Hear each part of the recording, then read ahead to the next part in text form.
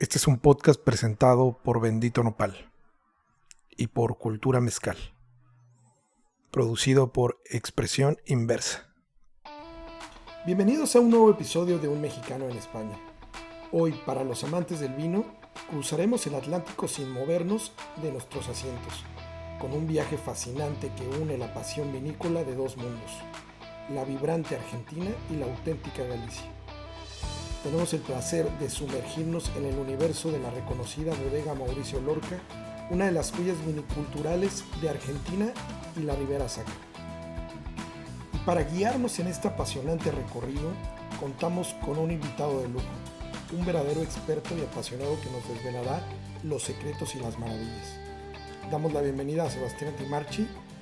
Prepárense para descorchar historias, saborear matices y descubrir cómo la tierra, la tradición y la innovación se encuentran en cada copa. ¡Comenzamos! Hola, ¿qué tal amigos? Bienvenidos a su podcast Un Mexicano en España. Y hoy estoy feliz por tener un invitadazo de lujo. La verdad estoy muy contento. Y pues bienvenido, Sebastián. Bueno, muchísimas gracias, Yayo. Gracias por la invitación y por darnos la oportunidad de contar un poco de lo que estamos haciendo aquí, los proyectos y era una linda charla. Sí, estoy súper contento porque pues estos vinos los conocí, ya tenía yo tenía un rato de haberlos visto alguna vez y los conocí ahora en un evento de Xbove, que tuve la oportunidad de conocerte por un amigo que nos presentó por ahí, por Jorge. Y la verdad es que bastante contento por todo el potencial que tienen estos vinos y quisiera pues empezar con eso, ¿no? Que quisiera iniciar con eso, Sebastián, que nos comentaras un poco primero de dónde son los vinos que tienes aquí en Galicia. Bueno, primero por el acento, quizás ya se todos habrán dado cuenta, soy argentino, no soy español. El proyecto es nuevo, el proyecto tiene 4 años solamente. Yo estoy hace un año aquí en España y en Galicia. Y el proyecto viene de una bodega en Argentina que tiene ya 20 años de historia y las bodegas aquí en Galicia que tienen 4 años. En realidad es un proyecto pequeño aquí en Galicia, es un proyecto de 2 bodegas pequeñas, una sobre el río Sil, otra sobre el río Minho y una bodega que estamos alquilando en León. Ok, entonces, sí que yo quería, primero venir con esto, con el punto que eres de allá de Buenos Aires, de Argentina, que ya estuvimos hablando un poquito antes del episodio. Y yo quiero entrar primero, precisamente que nos comentaras un poco de los vinos. Primero quiero, no sé si te vaya bien, primero los vinos, primero que nos expliques un poco la bodega la bodega de aquí, Galicia. Y luego nos adentramos un poquito también, que es muy buen tema también los vinos de Argentina. No sé, ¿cómo inicia esta travesía con Mauricio con los viñedos aquí en Galicia? Bueno, Mauricio comenzó con su bodega en Argentina hace 20 años, una bodega que fundó con un socio americano, que fue creciendo de a poco. Siempre Mauricio tiene una filosofía de ir de menos a más, priorizando la calidad. El crecimiento primero en Argentina, luego en exportación, lo llevó a un punto de que todos los años viajaba principalmente a Europa, donde tiene la mayoría de sus clientes de exportación, y en tantos viajes empezó a pensar en un sitio donde poner una propiedad que usarla como base de esos viajes a Europa. Uh-huh. Pensó en España, el padre de él es español. Galicia puntualmente es un sitio que siempre le interesó, con la mujer en viajes le gustó mucho. Vio una propiedad en Chantada, en la aldea de Belezar, sobre el río Minho, una zona hermosa, te invito a que la puedas conocer. La propiedad tiene un viñedo y una pequeña bodega. Empezó a elaborar como hobby. Él hacía años que en Argentina no estaba tanto en la elaboración, sino que ya más en la parte de la dirección de la bodega y en la parte de hacer la cara de la bodega hacia los mercados externos. Okay. Y le gustó mucho el vino que salió de allí y dijo, empecemos a invertir. Claro. Y una cosa llegó a la otra, de la bodega pequeña sobre el río Miño se compró luego una bodega un poquito más grande sobre el río Sil, en Figueroa, en Lugo. Y lo más reciente fue rentamos una bodega en León y estamos elaborando también vinos allí. Oh, qué bueno. En Galicia principalmente vinos tintos en base a Mencía, elaboramos también un godello en una partida muy pequeña, y en León elaboramos tintos en base a Prieto Picudo, que es una uva muy característica de allí, y blancos, godello y albarín, que es una uva típica de León, que la verdad que nos está dando excelentes resultados. Oh, qué bueno. O sea que va creciendo entonces la empresa poco a poco. Sí, el plan de Mauricio es un plan a largo plazo aquí en España y la idea es crecer. Sí. Crecer, sumar y de a poco ir invirtiendo. La bodega se llama, ¿cómo se llama la bodega? Bodega Mauricio Lorca. Mauricio Lorca. La de aquí, la de Argentina, ¿cómo se llama? Bodega Igual Mauricio también, Lorca. también, o sea, es lo Mismo mismo. nombre. Sí, ok, Exactamente, el mismo nombre. ok. Y bueno, la diferencia es que la bodega argentina es una bodega ya con un tamaño considerable. Ujú, Este año van a llegar a producir 3 millones de botellas. ok. A ver, para los volúmenes de Argentina, donde los volúmenes de vinos que se elaboran son muy grandes, es una bodega mediana, pero comparado con las bodegas de aquí, sobre todo de Galicia, es mucho. Nuestra bodega aquí en Galicia producimos unas 30.000 botellas de vino, Wow. 20.000 más en León, y en general todas las bodegas aquí producen volúmenes más chicos, más pequeños. ¿Qué tan diferente es la elaboración o el proceso de elaboración de los vinos aquí en España a comparación de Argentina? Bueno, si quieres te digo de Galicia, que es donde estamos nosotros, Sí. por España. Sí, sí, sí, más bien de Galicia, porque es España es muy grande, o sea, Sí, España es muy grande y también los territorios son muy diferentes. Y Galicia en particular es muy distinto al resto de España. Primero, por la cantidad de lluvia que hay en Galicia Sí, y por la geografía de Galicia. Nuestros viñedos están a 45 grados, por lo tanto es imposible utilizar cualquier tipo de maquinaria para la cosecha, todo es a mano. La excesiva cantidad de lluvia que hay en Galicia produce que tengamos que estar curando las plantas constantemente para evitar enfermedades. ujú, Y Mendoza es un desierto. ujú. Mendoza es un desierto a gran altura, plano, donde hay una diferencia térmica entre el día y la noche muy grande, a veces llega a ser de 30 grados. Por lo tanto, tienes noches muy frías y días muy cálidos, Cálidos. y eso hace que las uvas tengan una gran concentración, pero al ser un desierto no hay agua. Ok, Entonces, es imposible cultivar si no riegas. Aquí en Galicia no se riega. sí. Entonces tienes que invertir en sistemas de riego que son costosos, pero a su vez te dan la posibilidad de jugar un poco a ser Dios. Es decir, a poder definir qué cantidad de agua le vas a dar a la planta y darle la cantidad exacta que necesita, y de esa manera optimizas mucho los procesos y puedes en cierto modo conducir el crecimiento de la planta en función de lo que estás buscando, si quieres más cantidad o más calidad. La potencia de la uva, entonces, de la uva mendocina, Es muchísimo, es muchísimo mayor. sí. Exactamente, porque tiene más concentración. Esa diferencia térmica entre el día y la noche hace que la piel de la uva sea mucho más gruesa, Ujú. y eso transmite mucho más taninos y concentración a la uva. Y la uva, ¿qué utilizan? ¿Qué tipo de uva utilizan allá en Mendoza? En Argentina, Sí. mira, principalmente utilizamos uvas de origen francés, Ujú. como la Malbec, que es la uva principal de Argentina y la vedette de las uvas tintas de Argentina. También plantamos Cabernet Sauvignon, que se planta mucho tanto en Chile, bueno, y en México también hay mucho Sí. Cabernet Sauvignon. Tenemos Shiraz, tenemos Cabernet Franc, Cabernet Sauvignon.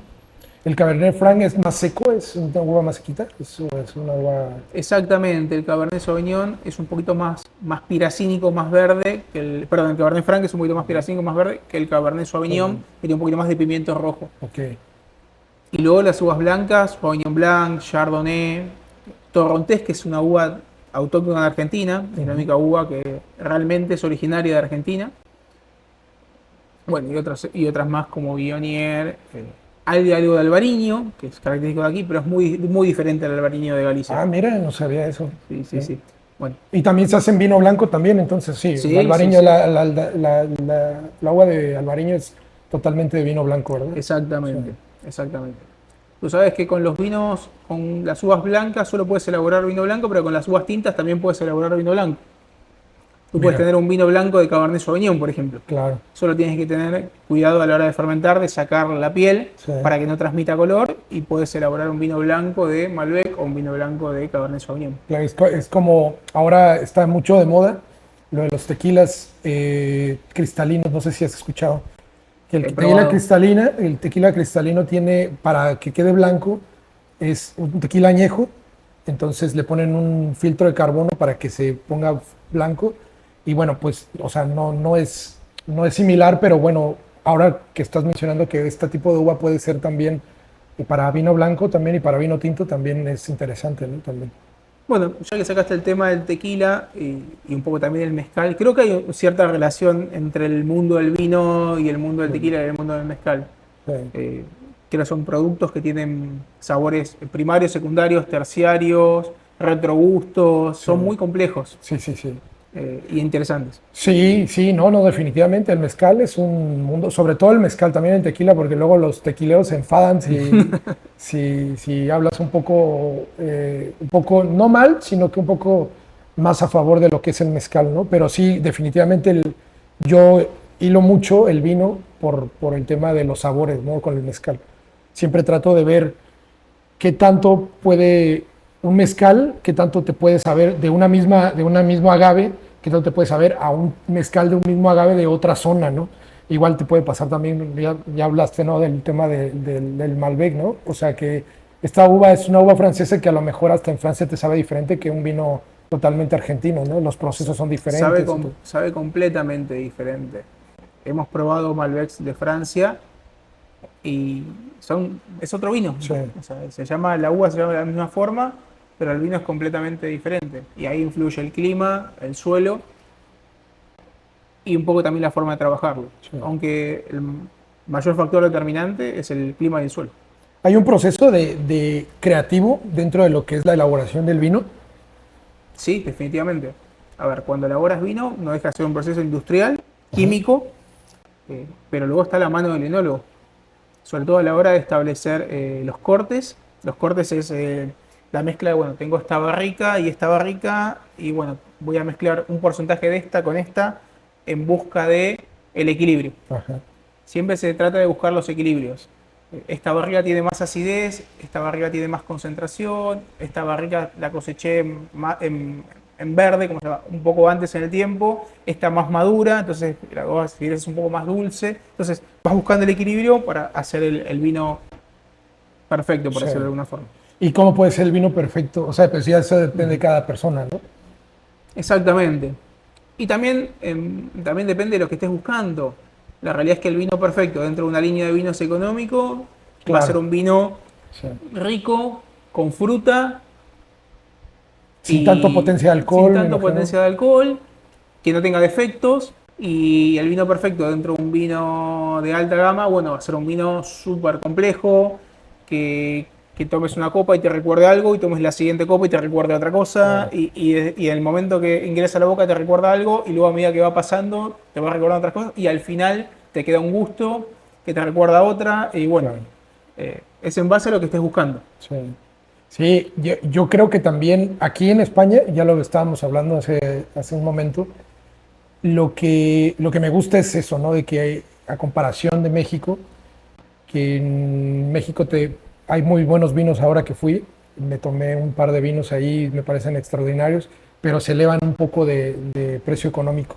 Y era lo que estábamos hablando, si tú aquí agarras un tema de un vino de 10 hasta 20 euros, te encuentras unos grandes vinos. Eso en Argentina pasa también, o sea, pasa Sí, refiriéndose a... sí, sí, definitivamente. Yo creo que pasa en todos los países productores. Ujú, Creo que todos los países productores, como pasa en Italia, como pasa en Francia, eh, encuentras, siempre tienes que conocer un poco, porque quizás si vas al supermercado sin conocer, caes por ahí en las grandes marcas que priorizan el volumen y no tanto la calidad. Pero si empiezas a conocer un poco y a hablar con gente que sabe de vinos, encuentras por 10 euros grandes vinos. Eh, Es verdad que pueda ser, digo, dentro de mi ignorancia, que puedas encontrarte un vino de 10 euros que te sepa mejor que uno de 100 euros. bueno, hay a la hora de tener un vino, hay factores objetivos y subjetivos. Ajá. Objetivos, hay una realidad. Si la uva es de mayor calidad, se utilizaron, digamos, procesos con más tecnología, que se evitó la contaminación, que se evitó el ingreso de la oxidación, el vino objetivamente va a ser mejor. Ahora, la parte subjetiva es me gusta más o me gusta menos. Claro.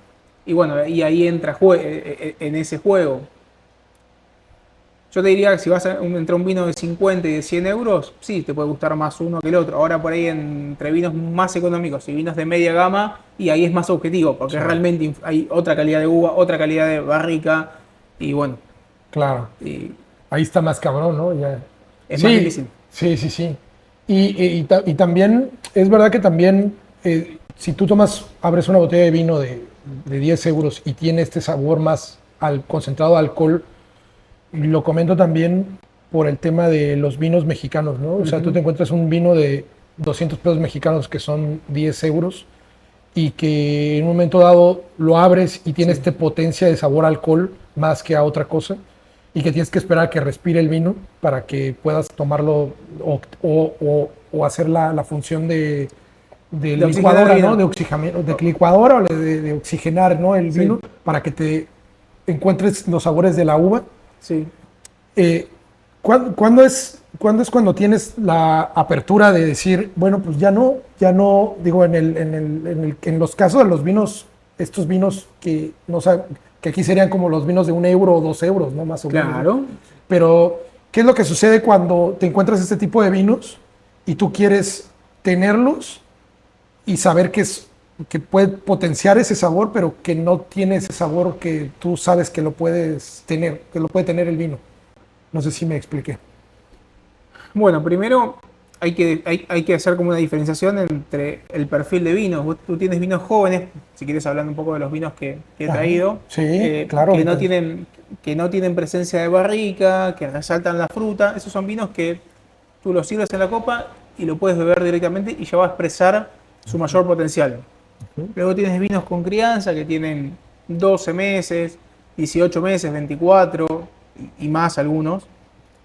Y aparte mucho tiempo en la botella, donde ese vino necesita respirar, necesita ese ingreso de oxígeno para expandirse y para poder mostrar todo lo que puede dar.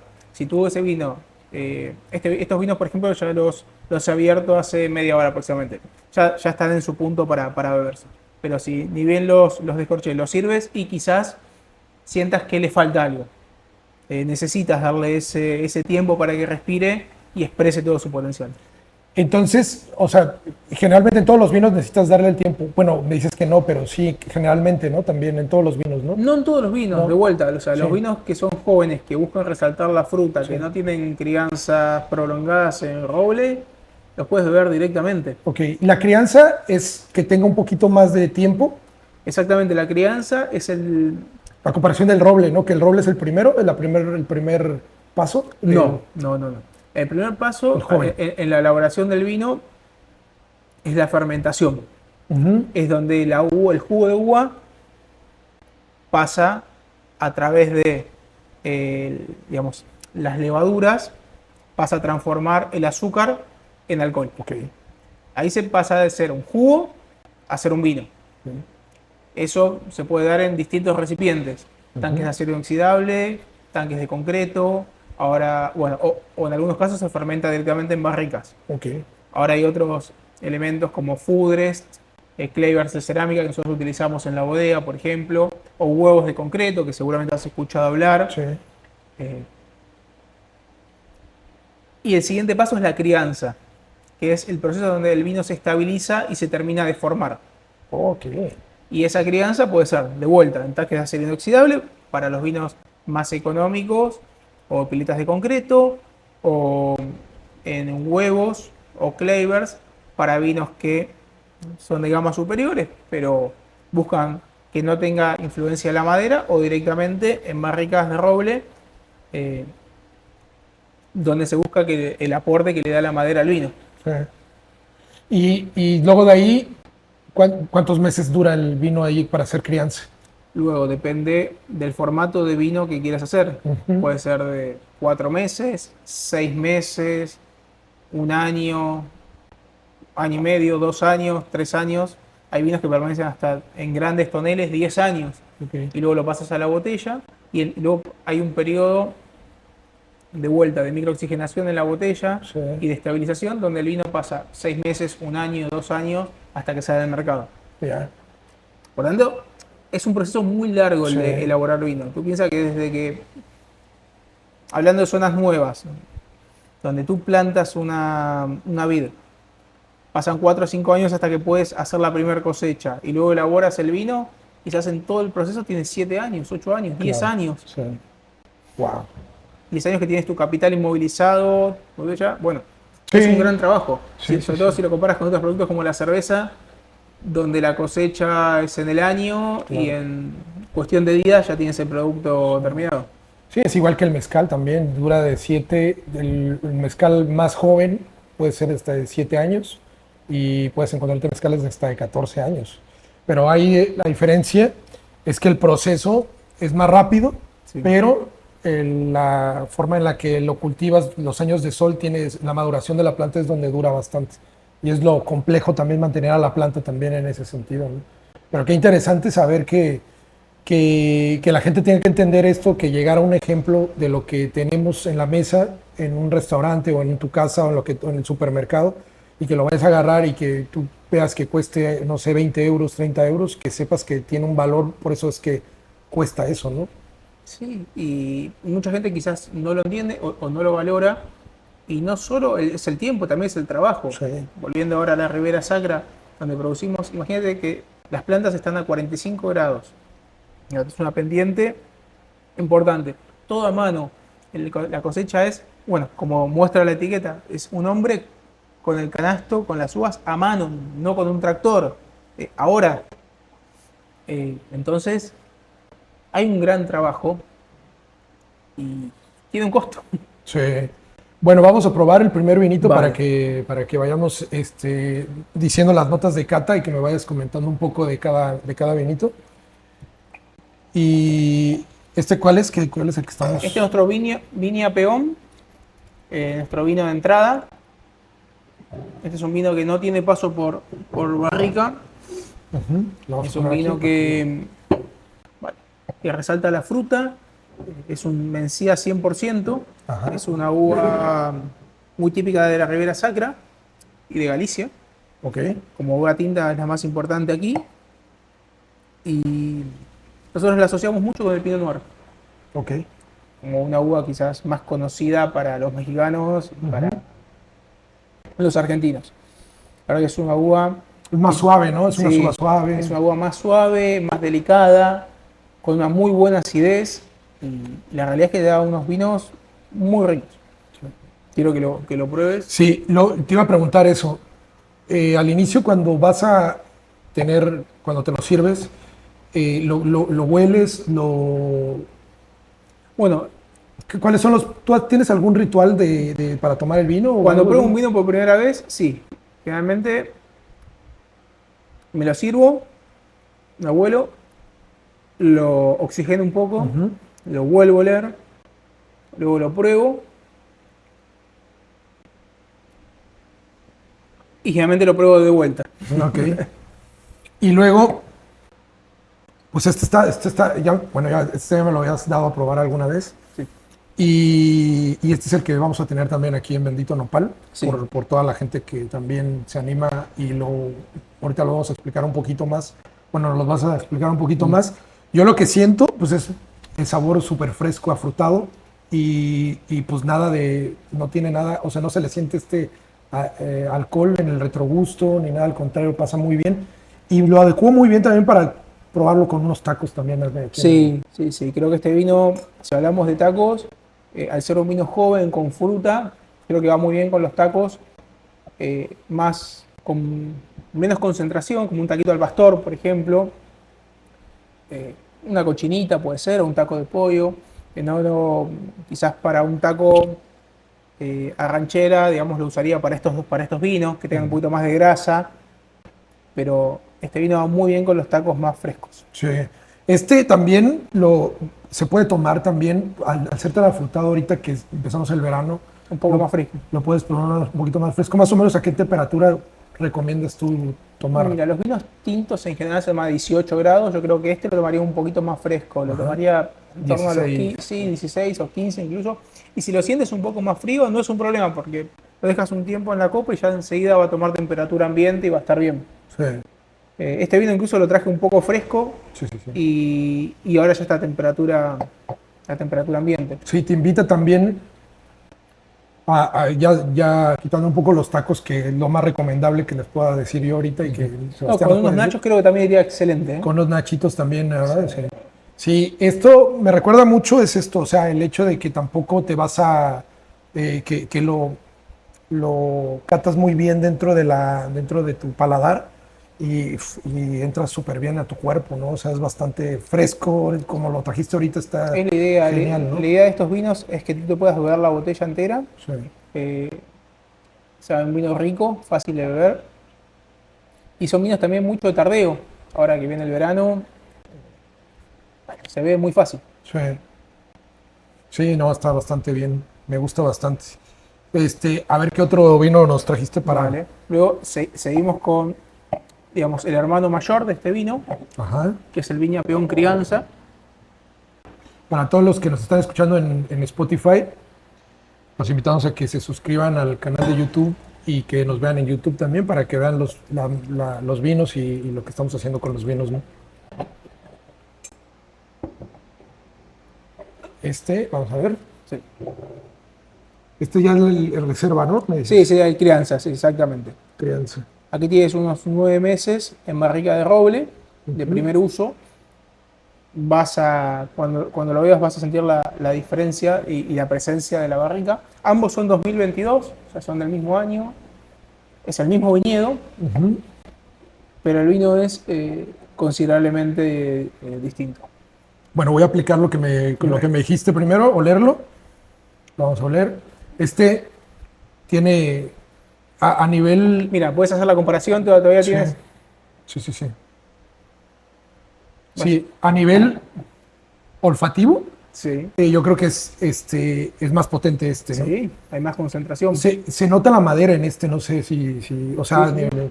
bueno, estamos haciendo, primero lo olemos, le doy su oxigenada que dices, yo le llamo la licuadora a esto, y bueno, pues, sí, es muy diferente, sí. Aquí utilizamos dos tipos de barricas, que es barrica de roble francés y barrica de roble americano. Ok, Con eso buscamos aportarle distintos elementos al vino. Roble americano particularmente le está aportando una nota de vainilla, que no sé si la sientes. Lo vas a sentir un poquito de cacao también. este es menos afrutado, el otro es Sí, muchísimo más afrutado. definitivamente. Sí, no, es más, me atrevo a decir que a lo mejor no sé si ni siquiera es afrutado, tiene que tener un poco de fruta, porque, No, pero es una fruta más madura, es una fruta quizás un poquito más pasa, esa es una fruta más roja. ujú, Y este es un vino que necesita un poco de grasa. ujú. Necesitas acompañarlo con algo Los que tenga tacos un de poco de arrachera, grasa. de birria, Exacto. algo así. Exactamente, algo que tenga Sí, la grasa, que este vino lo que va a hacer es te va a limpiar esa grasa de la boca. ok. Sí, me recordó, claro, que tiene esta potencia más de sabores. Ya lo comentaba alguna vez algún amigo en México, que me encajaría un poco más a lo mejor al estilo mexicano, porque nosotros ahorita estamos, bueno, se dice que el mexicano tiene mucha potencia en todos los sabores y en todo lo que surge dentro del entorno del mexicano, ¿no? Entonces, porque el otro día me comentaba alguien aquí en Bendito Nopal, me decía, ¿ustedes cómo pueden tomar el mezcal y comer tacos con salsa picante? Y es algo que potencia todos los sabores, ¿no? O sea, estás agarrando mezcal. Y yo creo que este vino puede encajar dentro de también meterle un poquito hasta de picante, que también es cuidadoso precisamente porque tienes el sabor potente del vino y también el sabor potente de la carne de la salsa picante, ¿no? Pero definitivamente creo que es más interesante este vino en el sector para ponerlo con carnes, ¿no? Sí, definitivamente. definitivamente. Pues muy interesante, está rico. Dentro de los vinos que elaboramos aquí, este es uno de los que tiene mayor potencia. Luego elaboramos otros vinos de gama superior, pero son un perfil más delicado. Ok. Quizás tienen más meses de barrica, pero está menos presente y busca mayor equilibrio con la fruta. Aquí lo que buscamos es un poco más de concentración y que realmente sientas la presencia de la barrica. Concentración, exactamente. Pero estando integrada, por supuesto. A comparación del Mencía, Este también es Mencía, sí. de este tipo de Mencía, Sí. ¿son los mismos años que se dejan también o los mismos meses que se dejan en las barricas? El primero no tiene barrica. El primero no tiene No barrica. tiene sí, nada de cierto, barrica. Y este tiene unos 9 meses de barrica. Ok, Y luego tiene casi 2 años en botella. ok. Que eso también lo termina de redondear y de suavizar el vino. Sí. Pues impresionante. Me gustó bastante. Bueno, y ahora te quiero invitar a cruzar el Atlántico, ir a Mendoza, Argentina, y probar un Malbec de Argentina, Que este es el reserva, ¿no? de la línea reserva, Ok. exactamente, para que puedas ver la diferencia entre un vino, en este caso tiene 12 meses de barrica, Este es Malbec, ¿verdad? exactamente, Ya lo probé también, creo. lo has probado. Sí. Vamos a volver vamos a volverlo y también, tiene muchísimo más aroma, ¿eh? Muchísimo más Aquí hay aroma. más fruta, Hay más aquí hay fruta, más sí. fruta. Sí, este está bastante afrutado. Bueno, pero es una característica de la uva Malbec también. La uva Malbec tiene mucha fruta y es muy agradable y fácil de beber. Wow. Por eso tiene el éxito que tiene, no solo en Argentina, sino que en muchos mercados. En México nos está yendo muy bien, en Brasil, en Inglaterra. Gusta mucho. Sí, Es una uva que es muy fácil de beber y es muy gastronómica. sí. Marida muy bien con muchos platos. No, está bastante interesante. Cuando tú pruebas, ya nos comentaste hace ratito, pero cuando tú pruebas una Malbec de Mendoza o de Argentina Sí. y pruebas una de francesa, ¿qué tantos sabores son? ¿Qué tanta diferencia? Así subjetivamente que nos puedas decir o... Mira, no he probado muchos Malbecs de Francia, he probado unos 4 o 5, y en todos, como el denominador común, era mayor acidez, producto de que hay menor altura en Francia que en Mendoza Ujú. y el clima es más frío, menor concentración, Sí, porque hay menor amplitud térmica, no tienes esta gran amplitud térmica que tienes entre el día y la noche de Mendoza. claro. Entonces eran vinos más ácidos y más frescos Ok, y con menos concentración y cuerpo. sí. Esa creo que sería la mayor diferencia. Tiene que ver, definitivamente me contabas que en Mendoza es como está a 1000 metros de altura más o menos. Mendoza está, según el viñedo, en las zonas más bajas estás a unos 700, 800 metros y en las zonas más altas estás a unos 1000, 1100 metros. O sea que tienes esta altura para que puedas convertirlo si bajas un poquito más, ya no crece igual la uva o es diferente la uva. Es diferente la uva. En Mendoza lo que se encontró es que a mayor altura hay mayor amplitud térmica y se obtiene mayor concentración y calidad. Ok, Aquí es distinto, aquí en la Ribera Sacra nuestros viñedos están entre 300 y 400 metros sobre el nivel del mar. El viñedo más alto que tenemos aquí está a unos casi 600 metros y es uno de los más altos de la Ribera Sacra. Bien. Hay mucha diferencia. sí. No, claro, sí. Hay ¿Hay mucha un punto de encuentro donde tú veas la uva gallega con la uva mendocina? La realidad es que no. Quizás el punto de encuentro es el origen y la historia. Ujú. No nos olvidemos que los primeros productores de uva en Argentina fueron la gente que vino de España luego de la conquista y, la mayor y durante siglos fueron la mayor influencia en cuanto a la producción de vino. Hasta principios del siglo XX hubo una gran inmigración de italianos y bueno, ahí sí hubo otro aporte distinto, pero digamos, el vino en Argentina depende, o sea, fue originario en España, ¿no? Y particularmente en Galicia. Sí. Hay muchos inmigrantes de aquí de Galicia. Sí, yo creo que al final le debemos a toda la gente de por acá de Europa para tener este tipo de vinos. Y luego ya la creatividad y el raciocinio de la gente de Argentina o de México, de Chile, de todos estos lugares donde se origina, pues es lo que ha provocado este tipo de vinos tan Sí, buenos, ¿no? O sea, tan espectaculares, adquieren ¿no? su identidad y yo creo que un Su poco identidad es. esa necesidad de en algún punto mostrar que puedo, ¿no? Como es mostrarle a mi padre, a los grandes cultivadores de Francia, Italia y España, de que, oh, nosotros también podemos, y un poco de orgullo. Ujú. Creo que se ha logrado, hay grandes vinos en América, en Estados Unidos, en Chile, en Argentina, se hacen grandes vinos. Sí. Tú que has estado en México, que ya me contaste que estuviste en México, ¿qué opinas de lo que se está haciendo ahora mismo en México? Que bueno, que están iniciando con esta cultura del vino y que yo veo que poco a poco, que cada año que voy a México, puedo ver y puedo rectificar y puedo abrir y tomar por lo menos en mi estancia de un mes, por probarme unos 5 o 6 vinos mexicanos diferentes, de diferentes categorías. Y veo que el trabajo se está haciendo, que hay un trabajo que va detrás de como lo que mencionas, detrás de mucha gente. Y no solamente en el tema del sabor, sino que el tema marketing también está empezando a sonar también un poco más a nivel mundial. ¿Qué opinas de los vinos mexicanos ahora mismo? Bueno, yo lo que creo que es un poco lo que tú has dicho. Está empezando a haber más interés y ese interés trae la inversión y la inversión trae la mejora.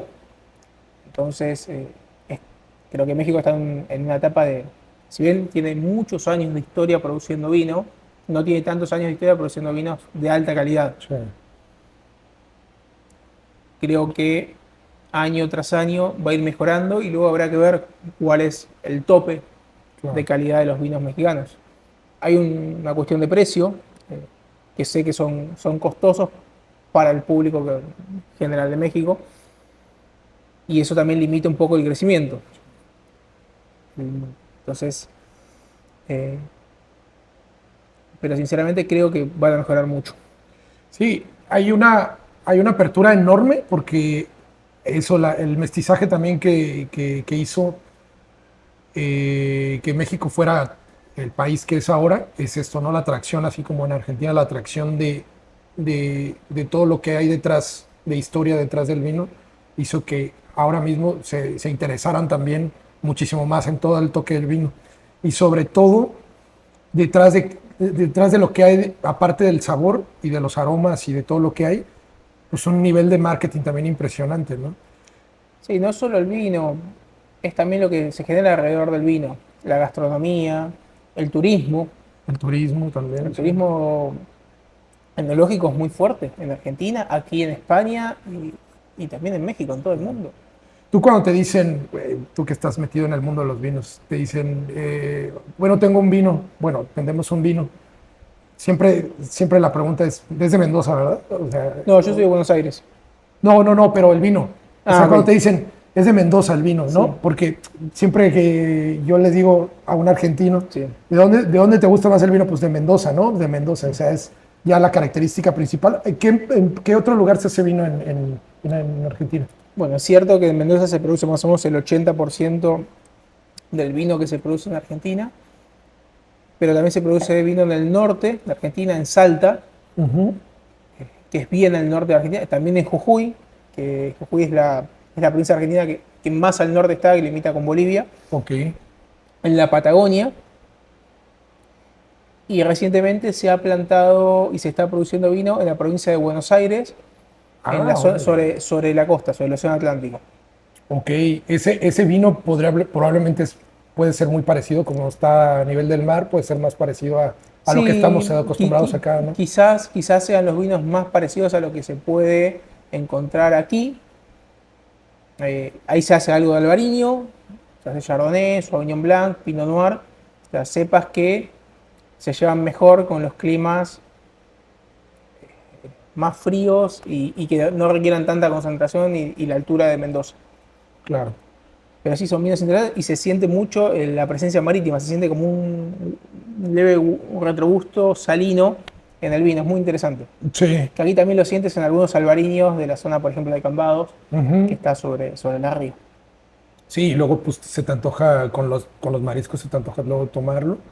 y también es un muy buen maridaje también con un albariño, un godello, tomarlo con algo. Tuvimos ahí un pequeño fallo técnico, pero ya estamos de vuelta. Y no recuerdo tampoco en qué nos quedamos, pero bueno, yo te quería preguntar ya más profundizar un poco más acerca de tu personalidad con el vino. Vale. ¿Hay algún vino que que te hizo pensar, cambiar el rumbo de alguna parte de tu vida o de pensar en que el vino es un factor importante, digo, tomando en cuenta la responsabilidad que conlleva el tomar vino, pero tomando en cuenta eso, algo que te llevó más allá de lo que, de donde donde puedes haber estado ahora? Bueno, yo antes de comenzar a trabajar en el mundo del vino, que hace unos 12 años trabajo en el mundo del vino, trabajaba en otra industria que totalmente distinta, que era el petróleo. ¿A poco? Y sí, trabajaba en Buenos Aires, pero para una empresa de Estados Unidos. Eh, y bebía vino Como cualquier como argentino, cualquier ¿no? argentino, sin darle demasiada importancia. Y quizás creía que un buen vino era un vino caro, Sí, de vuelta, sin sí, darle sí, sí. demasiada importancia y sin entender mucho. Cuando empecé a trabajar en el mundo del vino, primero desde el lado del retail y desde la venta, ahora desde el lado de una bodega, uno conoce a través de los viajes, ir a las bodegas, entender los procesos productivos, hablar con los enólogos, con la gente que realmente hace el vino, todo el trabajo que conlleva y lo valora de otra forma. Claro. Y también valora los vinos de otra forma. Sí. Y cuando tú lo conoces tanto, no estás dispuesto a pagar el precio de ciertos vinos porque dices, no sé, un vino, ¿cómo voy a pagar 30, 40 euros una botella de vino? Es una locura. Sí. No. Y cuando luego entiendes el trabajo que requiere y el tiempo y esos 10 años para que la planta eh, tenga un crecimiento óptimo, los un año y medio de barrica, 2 años de botella en estiva, y dices, uff, 15 años para tener un vino y vale solo 30 euros, Claro. lo ves de otra forma. Sí. Pero si voy a mi memoria un poco, hay un vino, una vez me acuerdo que compré en Argentina, que fue el primer vino que me emocionó, una bodega llamada Huarpe, su vino ícono, sí recuerdo que fue un vino que me emocionó mucho, y yendo quizás más a la actualidad, uno de los vinos de Argentina, la línea Inspirado, que hace Mauricio, el Blend, es un vino que emociona, que incluso se puede comprar aquí en España. Ah, mira. Sí, sí. No es un vino económico, pero tampoco es tan costoso, es un vino que estará en los 50, 60 euros. Bueno, es una pasta, Sí, sí, sí. pero realmente es un vino que emociona.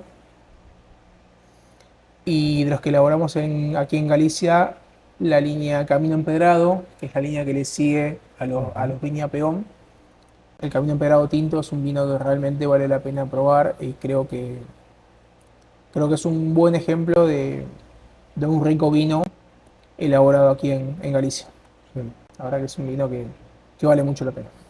Sí, es que encontrar, yo creo que encontrar un vino que te encaje, o sea, en tu personalidad, en tu forma de ver las cosas, pues es imposible. No tienes que ver, bueno, hay varias vertientes. Yo lo veo porque, hablando de las emociones, como estás comentando, ¿no?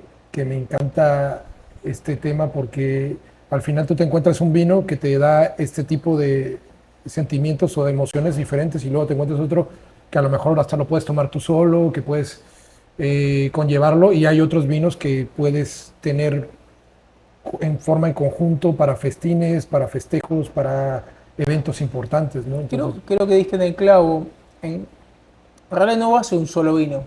El vino va a depender también de tu estado de ánimo sí, y tu momento. Tú estás relajado de vacaciones en una terraza mirando al mar y quieres tomar un vino. Tú estás en invierno, un día frío en tu casa, y quieres tomar otro vino. Tú estás con amigos y quieres tomar algo, Sí. tú estás con tu pareja y quizás buscas otra cosa. Depende de tu estado de ánimo y tu momento. Sí.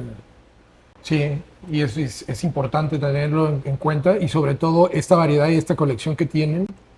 Por ejemplo, ustedes que tienen esta colección de vinos que es impresionante los sabores y todo lo que tienen y te hace ver que tienes pues, este abanico de oportunidades cuando los puedes. Ahora, lo interesante es de que yo cuando los probé se acercó mucho y se asemejó mucho a lo que a lo mejor quería yo arrojar con los tacos, ¿no? Entonces eso es bastante interesante, por eso yo te agradezco que hayas venido al episodio.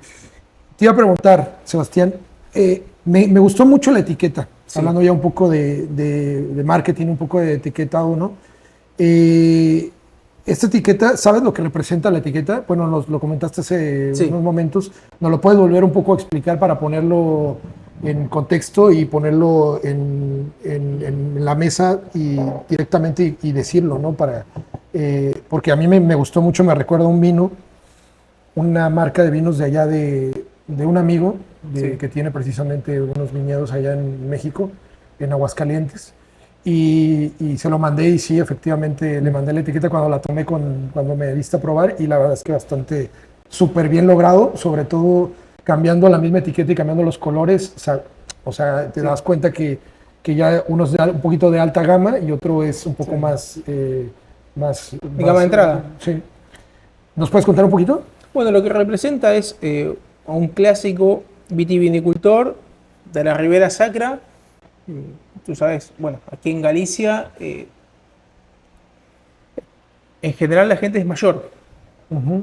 Y la gente que trabaja con vinos en general, quizás las nuevas generaciones se dedicaron a otras cosas, a otros trabajos, y quedaron muchas viñas abandonadas. Y la poca gente que quedó trabajándolas y siguió manteniendo la cultura de la industria del vino es la gente mayor. Y hoy es normal ver gente mayor trabajando en los viñedos. Okay. Entonces es un poco la representación de un trabajador de la Ribera Sacra trabajando la vid. Esto también hace énfasis de que también a lo mejor en un momento dado la persona mayor tiene más sabiduría entre comillas, en un poco para el cuidado de la uva y todo esto, ¿no? ¿Puede ser? Sí, exactamente. A ver, es un conocimiento que se va heredando y es un patrimonio que lamentablemente se está perdiendo. La idea del proyecto de Mauricio cuando invirtió aquí, más allá del negocio, fue un poco recuperar este patrimonio. Pues es un patrimonio histórico. Hay mucha historia aquí. Argentina es un país relativamente nuevo. Y la historia del vino en Argentina, por lo menos el vino de calidad, es nueva, tiene 30 años. Y es muy difícil encontrar plantas de más de 100 años. Aquí hay mucha historia, hay muchos Claro. viñedos muy antiguos, centenarios, y en muchos casos están abandonados. O sea, Y es una pena total, sí, que sí. hay una calidad desperdiciada que si tú la podrías aprovechar, hay un valor que no se está aprovechando. Seguro. Pues sí, definitivamente, sí, sí, sí.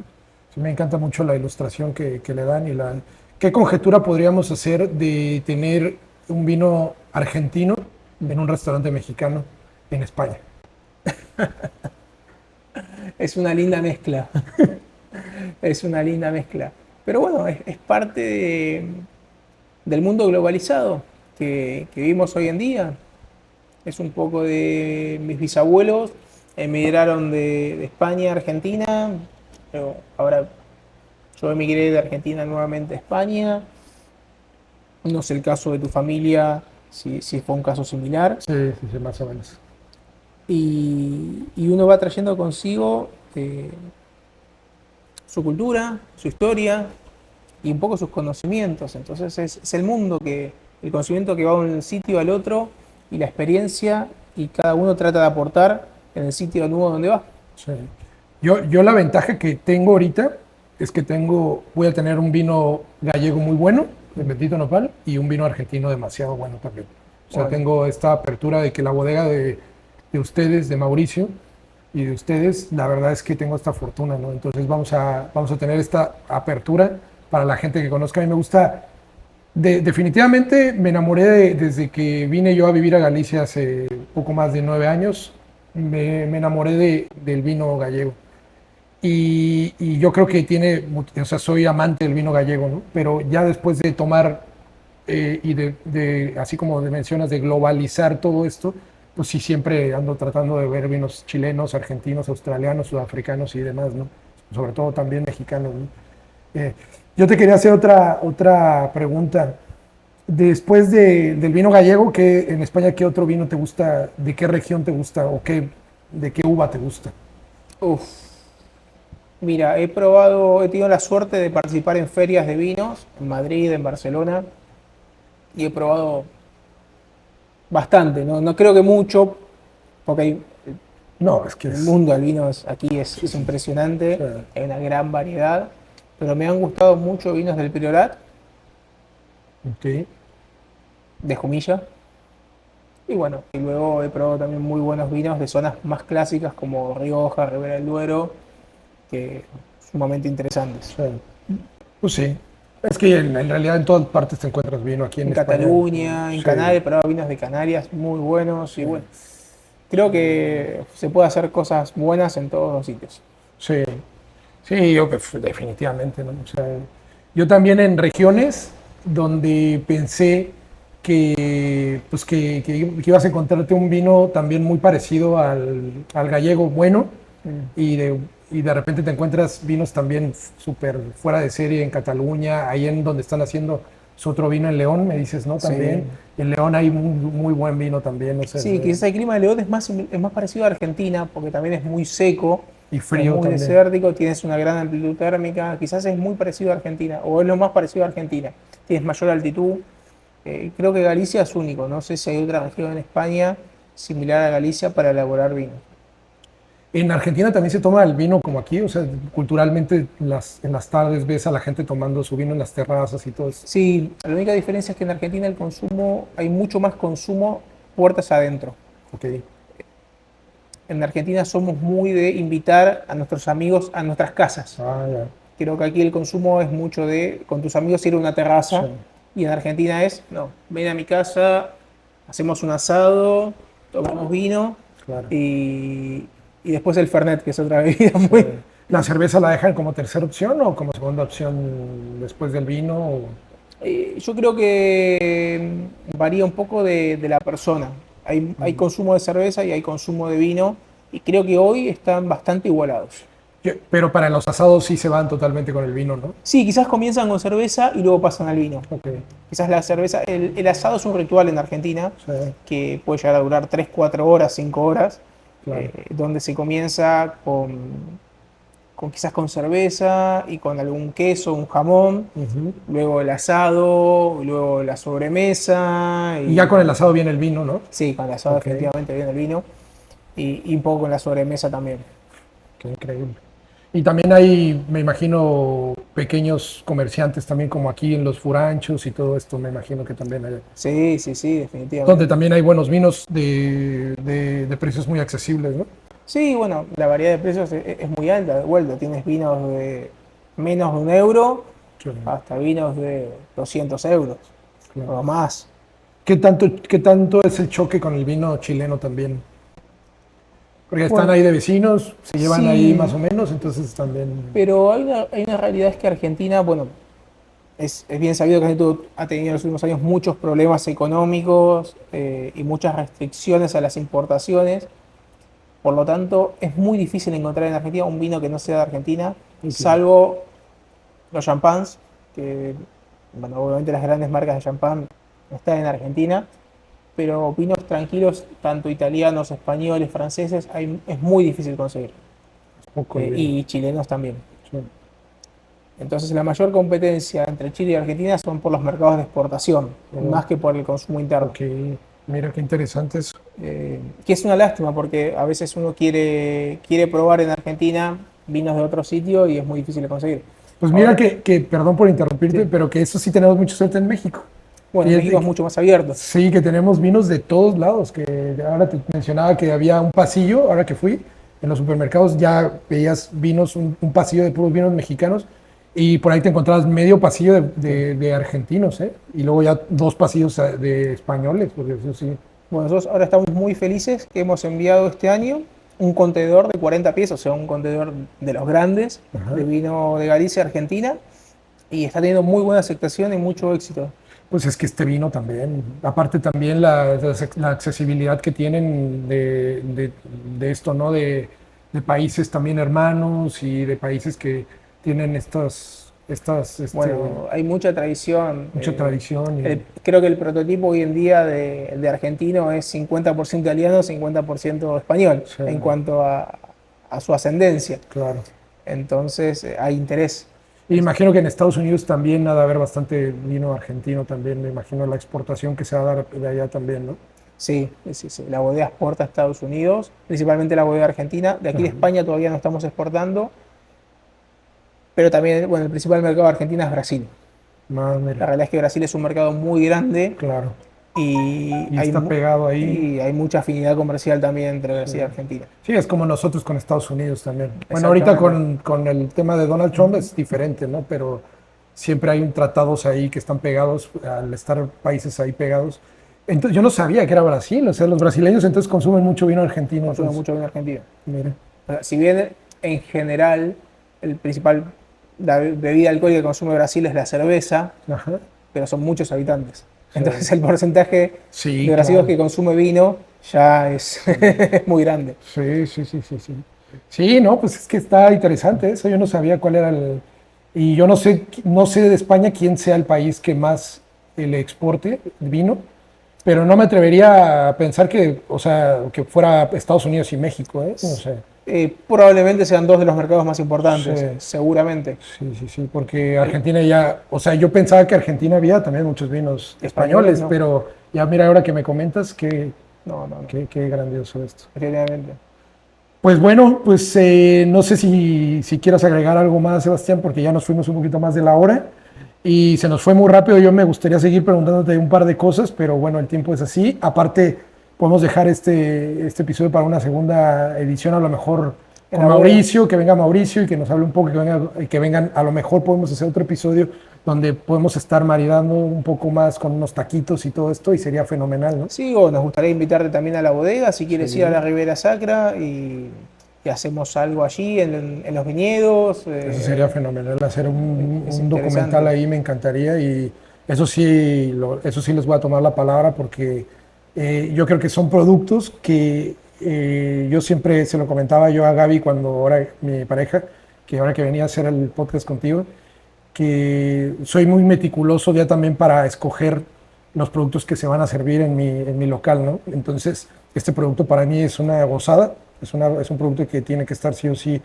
y que es una verdadera realidad dentro de lo que es los vinos, ¿no? Dentro de lo que son los vinos gallegos y de los vinos argentinos. Te comentaba hace ratito que tenemos la fortuna ahorita de conocernos y de saber un poco más, adentrarnos un poco más. Y en una de esas también hacemos una cata aquí también, una degustación para que conozcan más los vinos, para que la gente vaya adentrándose un poco más en los vinos y que conozcan más esta marca de vinos, ¿no? Bueno, eso, primero te quiero agradecer por haberme invitado y dar la posibilidad de conocer nuestros vinos desde ya. Si quieres organizar una degustación, estoy más que agradecido de poder venir y contar más de los productos e incluso traer algunos otros vinos que no los estemos comercializando, pero para que lo pruebe la gente y nos pueda dar su opinión. Sería muy interesante. Fabuloso, fabuloso, Sebastián. Pues también muchas gracias a Jorge que nos hizo ahí el contacto, que me alegra mucho conocer este tipo de gente también, donde puedo conocer gente como tú y como donde trabajas y todo lo que se hace, ¿no? Dentro de lo que es los vinos y todo esto, y no solamente por donde trabajas, sino la gran persona que eres y has demostrado ser con nosotros, ¿no? Aquí en Bendito Nopal. Pues muchas gracias a Mauricio también, que le agradecemos mucho también la aportación que nos hace también con los vinos. Y vamos a tener muchas sorpresas en Bendito Nopal, así que no se lo pierdan estos días y seguramente vamos a tener otro episodio. Bueno, muchas gracias. Gracias, Sebastián. Gracias Gracias a todos, espero verlos pronto. Bueno, perfecto. Horario. Sí, ¿no?